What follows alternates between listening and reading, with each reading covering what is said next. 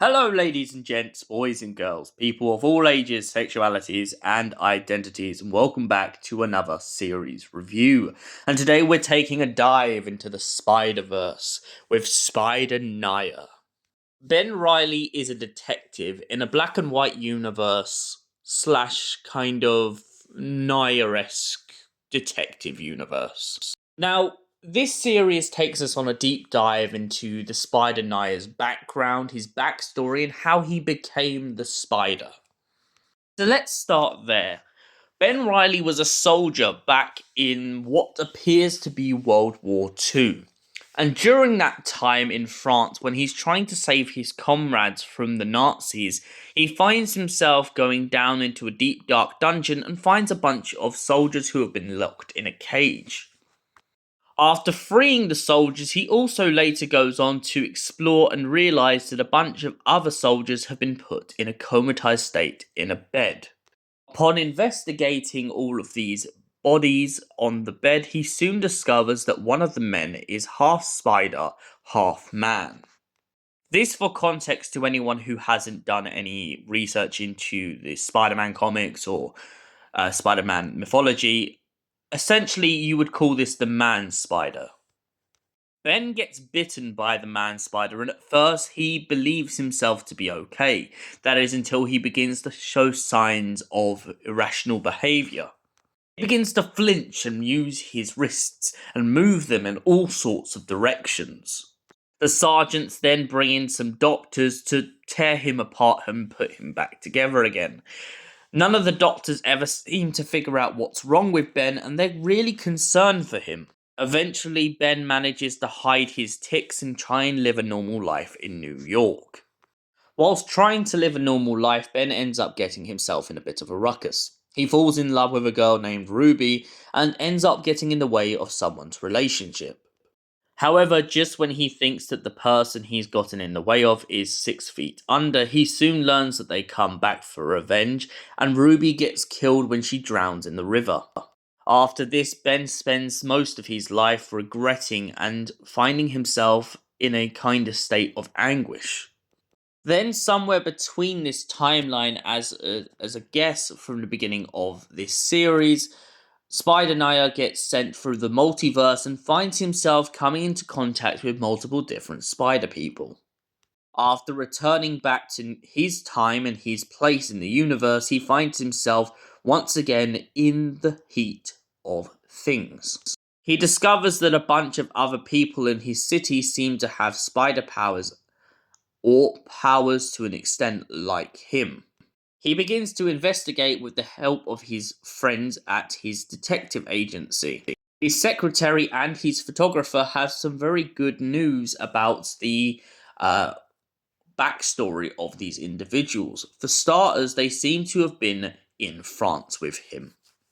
This solves one piece of the puzzle. However, the other piece of the puzzle that gets solved later is the fact that the woman who had been looking after them since they got back has been trying to cure her son ever since.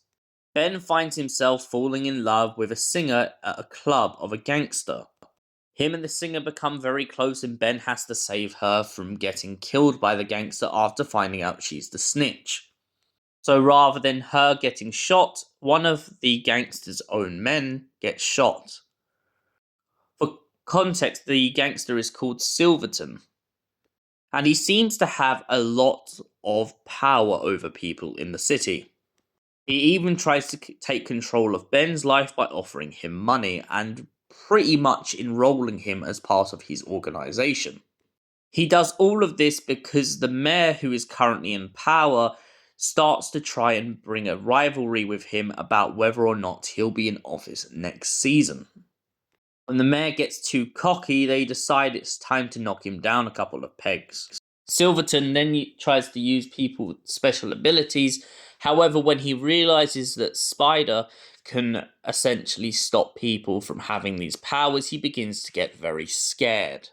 Meanwhile, going back in time a bit, Ben gets captured by the woman who essentially tries to cure her son with Ben's blood. After Ben's escape, the other two individuals try to hunt her down and find out if this is true or whether or not she has others like them. Turns out that the other people from France with their symptoms got taken over too quick and she couldn't save their life. Her building goes up in flames along with her and her now dead son, who was also cured. Going forward, essentially the rivalry gets over the top and they decide that because of the incident with one of their men getting cured, it's about time that they question the Spider. Ben Reilly's photographer then dresses up as him and pretends to be the Spider getting injected in the neck with the serum. Of course, because it's not Ben ends up shooting his webs at the guy who's Electro and Sandman. Electro and Sandman then, after getting into a big scrap with Ben, end up turning on one another when Electro decides that he is more powerful than the gangster. Ben then cures Sandman and proceeds to walk off and leave Flint and the singer to their lives. Well, at least up until Silverton's funeral. Singer shot the gangster dead in cold blood after the way he had been pushing her around and prodding her and controlling her life. Flashing back forward to his funeral, Ben leaves after feeling conflicted about the fact that she had used him for a relationship just to save her boyfriend.